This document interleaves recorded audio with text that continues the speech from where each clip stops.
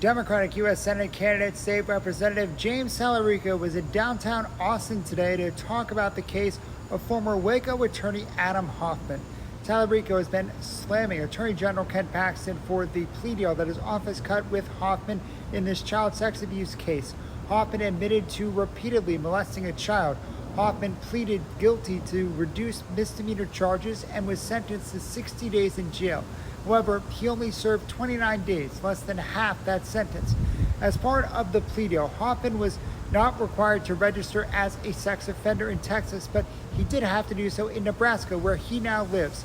Hoffman is now barred from practicing law in the state of Texas after the state Supreme Court accepted his license resignation this week. Talarico has called on Paxton to release documents in the Hoffman case. His campaign filed a public records request for texts, emails, documents, and internal memos related to it, but he says the Texas Attorney General's office denied their requests.